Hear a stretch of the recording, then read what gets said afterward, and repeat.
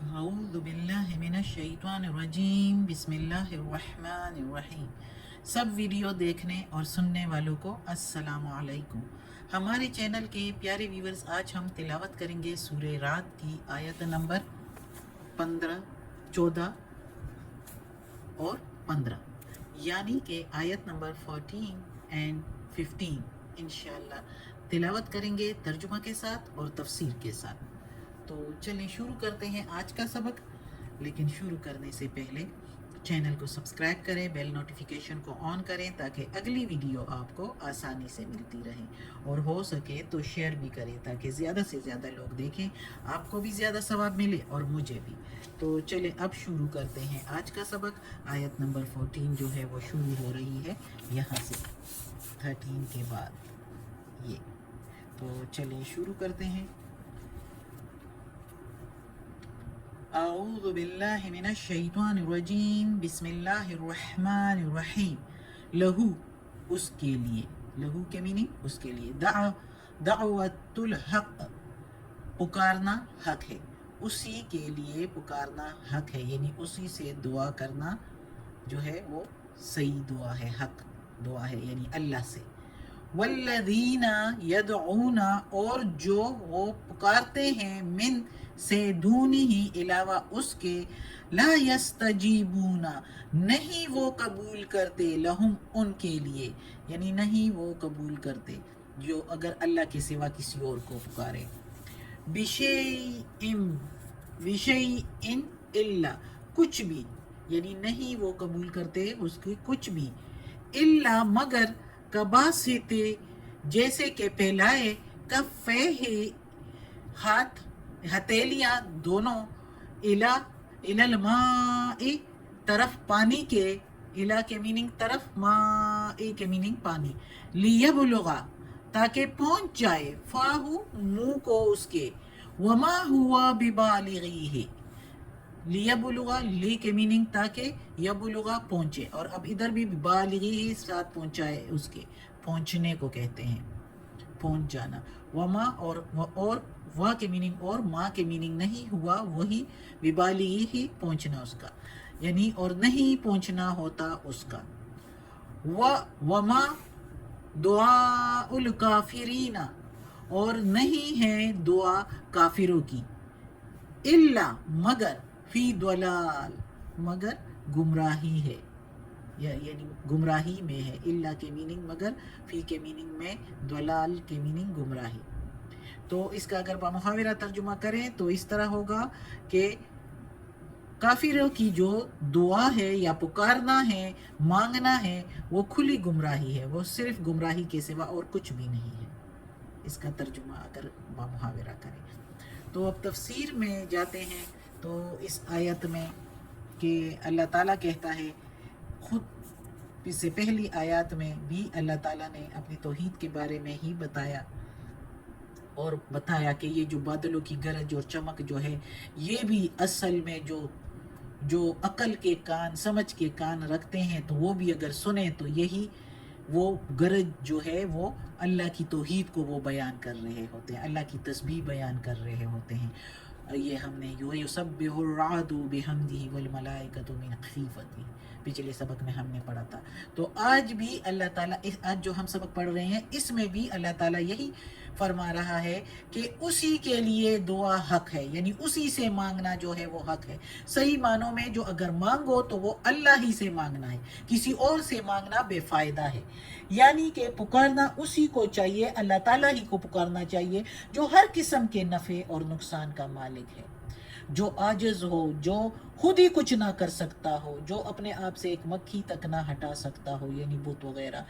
तो आजिज़ को पुकारने से क्या फ़ायदा, क्या हासिल? अल्लाह के सिवा कौन है जिसके कब्ज़ा में हमारा अपना या दूसरों का कोई नफ़ा कोई नुकसान हो? गैर अल्लाह को अपनी मदद के लिए बुलाना ऐसा है, अल्लाह ताला इधर कहता है कि सिवाय अल्लाह के, यानी गैर अल्लाह को पुकारना, यानी बुतों शुतों को पुकारना, और चीज़ों को पुकारना, आलमों को पुकारना, या पैगंबरों को इवन पुकारना, ये सारा ऐसा है जैसे ये वो तो आपकी, पहले अल्लाह ताला कहता है कि वो तो आपकी दुआ को कबूल करने के लिए पहुँचते ही नहीं है, کیونکہ یہ تو صرف اللہ کے ہاتھ میں ہے کسی کی دعا قبول کرنا. اللہ کہتا ہے کن تو فیکن ہو جاتا ہے. اور کائنات میں دونوں جہانوں میں کسی کی مجال نہیں ہے کہ جس چیز کو اللہ کرنا چاہے اور وہ اسے روک لے، یا جس کو اللہ روکے تو اس کو وہ چلا لے. ہو ہی نہیں سکتا. تو اللہ تعالیٰ کہتا ہے کہ میرے سوا کسی اور کو پکارنا فضول ہے، بے فائدہ ہے. وہ تمہاری دعا قبول نہیں کر سکتے، وہ تمہاری دعا کو نہیں پہنچ سکتے، وہ تمہاری مدد کو نہیں پہنچ سکتے. قبول کرنا اللہ کے ہاتھ میں ہے. بعض اوقات یہ جو بھی مختلف عقیدے رکھتے ہیں، مذاہب رکھتے ہیں، وہ کہتے ہیں میں نے اس سے دعا کر لی اور وہ قبول ہو گئی. وہ اللہ تعالیٰ کہتا ہے کہ میرے بندے جس طرف چلتے ہیں تو میں ان کو ادھر چلنے دے دیتا ہوں. قبول کرنے والا اللہ ہوتا ہے.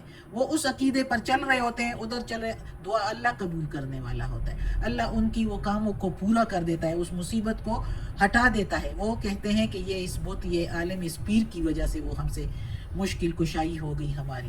لیکن نہیں، اللہ قبول کرنے والا ہے، سب کچھ کرنے والا اللہ ہے. تو اللہ تعالیٰ کہتا ہے کہ اللہ کے سوا کوئی قبول کرنے والا نہیں ہے. اور جو کسی اور چیزوں سے، میرے سوا کسی اور سے مانگتے ہیں تو ان کا مانگنا ایسا ہے جیسے کہ کوئی پیاسا کنویں کے پاس کھڑا ہو اور کنویں کی جو ہے خوشامد کرتا ہو اور اسے کہتا ہو کہ یہ پانی آ جائے میرے منہ تک، میرے ہاتھوں تک، میرے منہ تک.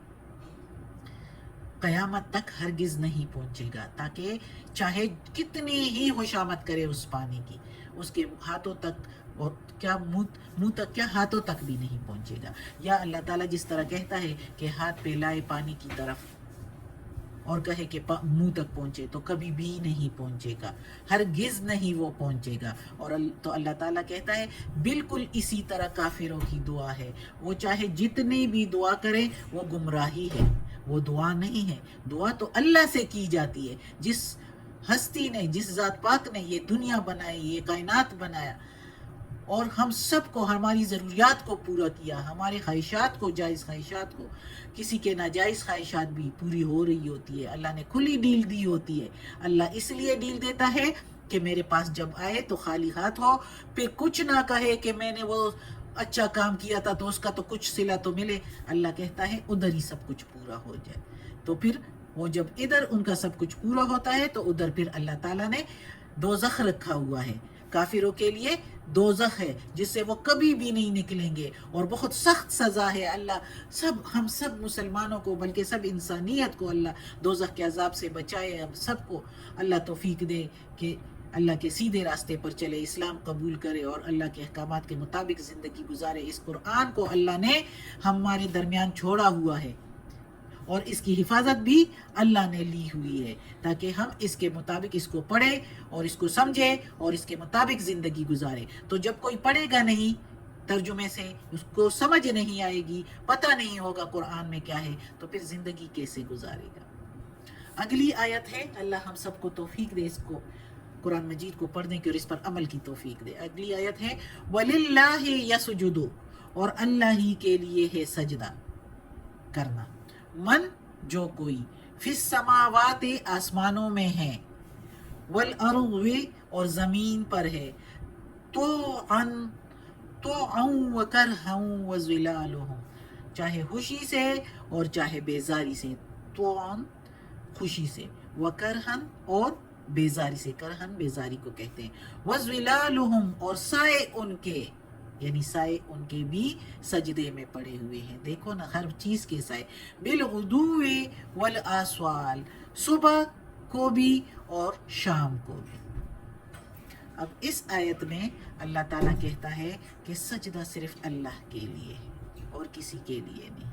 یعنی عبادت میں سجدہ اسپیشل حیثیت رکھتا ہے. اللہ کے آگے سر زمین پر رکھ لینا، یہ صرف اللہ کے لیے ہے. اور اللہ تعالیٰ کہتا ہے جو کچھ آسمان میں ہے اور زمین میں ہے وہ اللہ تعالیٰ ہی کے آگے سجدے میں پڑے ہوئے ہیں.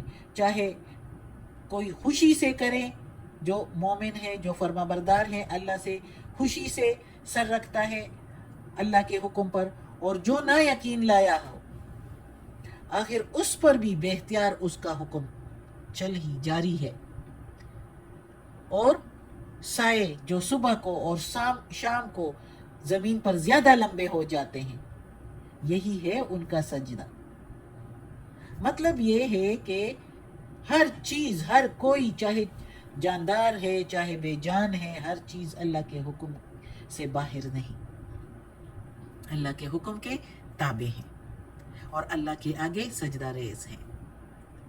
صدق اللہ العظیم. آج کا سبق ختم ہوتا ہے. اللہ ہمیں توفیق دے اس قرآن مجید کا ترجمہ مکمل کریں اور اس پر عمل کی بھی توفیق دے تاکہ ہم سرخرو ہو جائیں اس جہان پر بھی اور آخرت میں بھی. اللہ توفیق دے. آمین. اللہ ہمیں عافیت والے معاملات دے. یا اللہ یا پروردگار یا رب العالمین یا مالک یوم الدین یا علی کل شیء قدیر. یا اللہ ہمیں عافیت والے معاملات دے. ہماری بیماریاں، تکالیف، پریشانیاں اور برائیاں ہم سے دور کر دے. یا اللہ اس قرآن مجید کی تلاوت میں، ترجمے میں، تفسیر میں، تلفظ میں کوئی غلطی ہوئی ہو تو معاف کر دینا، تو معاف کرنے والا مہربان ہے.